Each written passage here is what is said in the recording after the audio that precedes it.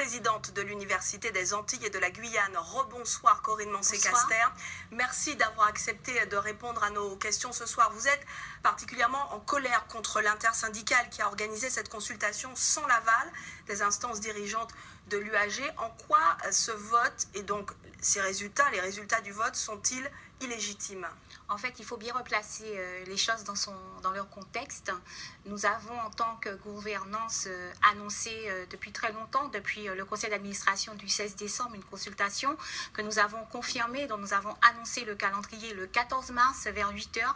Et dans l'après-midi, l'intersyndicale déposait son préavis de grève et bloquait le campus pendant près d'un mois pour empêcher cette consultation démocratique qui, naturellement, associait les étudiants, les 6 000 étudiants de Guadeloupe et les 5 000 étudiants de Martinique. C'était une consultation prévue pour les deux pôles avec le contrôle des autorités rectorales pour garantir, on va dire, l'objectivité, la neutralité et une certaine éthique de cette consultation. L'intersyndicale a bloqué le jour de l'annonce de cette publication, de cette consultation, et elle a débloqué le jour même où elle a su que c'était trop tard pour la faire, puisque le ministère nous avait bien indiqué les délais impartis.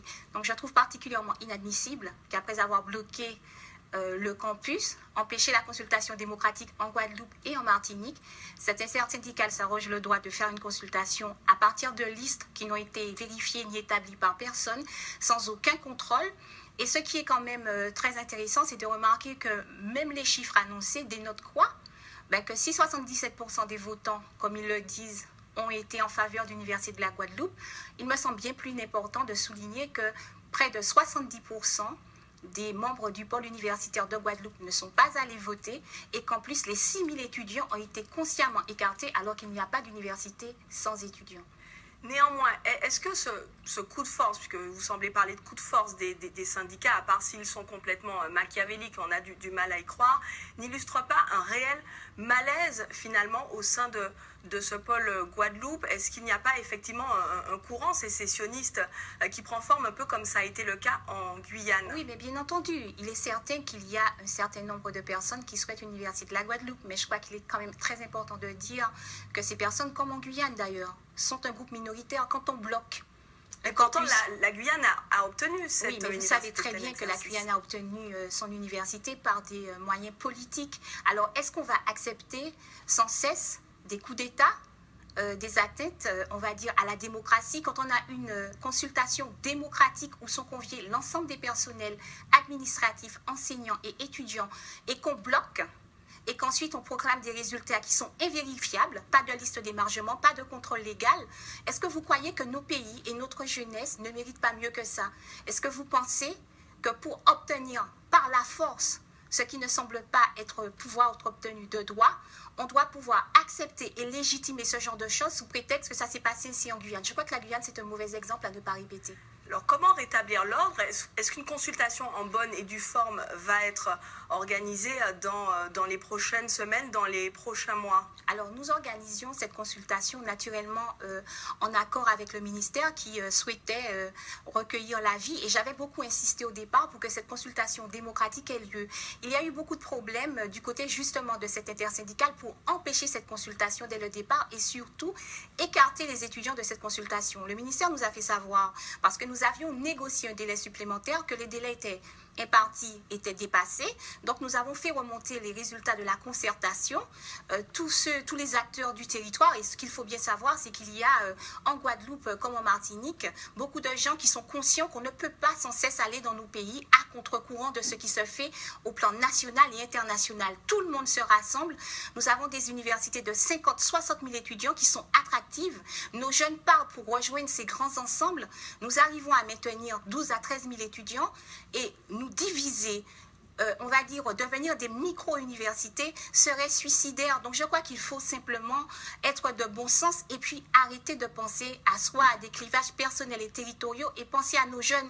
Vous savez très bien que nous avons plus de 60% de jeunes au chômage et que des jeunes diplômés Bac+5 restent moins longtemps au chômage. Donc, offrons-leur une université ambitieuse, ancrée dans son territoire, mais en parfaite mutualisation avec les autres pôles. Nous sommes trop petits pour exister tout seuls. Dernière question ce soir et en direction notamment des étudiants.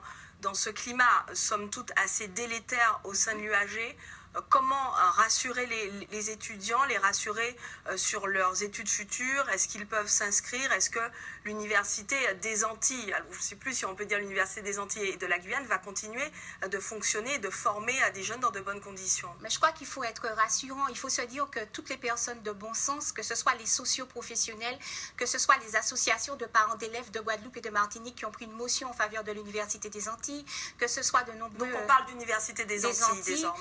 Que ce soit, on va dire, les présidents de région, le président du Conseil général de Guadeloupe, les chefs d'entreprise. En fait, on va dire que tous ceux qui sont conscients de ce qu'est une université pour nos territoires sont en faveur de l'Université des Antilles. Et je sais que les étudiants ont été beaucoup plus raisonnables que beaucoup de personnel sur cette question, puisqu'ils sont en faveur de l'Université des Antilles, ils nous font confiance et nous leur demandons, après toute cette folie, de continuer à nous faire confiance et aux parents d'être particulièrement vigilants et à tous les acteurs, Martinique, Guadeloupe, d'être aussi très attentifs et mobilisés pour ce qui est en train de se passer, parce qu'il s'agit de l'avenir de nos jeunes, de nos territoires, et qu'on ne peut pas se permettre de jouer avec ça et de ne pas offrir un projet ambitieux avec une ouverture et des diplômes, des codiplomations avec la Caraïbe, alors que nous sommes déjà si petits et que nos territoires sont déjà enlisés dans un chômage conséquent. Réponse très très rapide. Donc vous n'écartez pas l'idée néanmoins d'une consultation, ce qui permettrait de clarifier définitivement. Non, comme je vous ai dit, la concertation, c'est-à-dire qu'il y a eu des commissions et des travaux qui ont été menés sur les pôles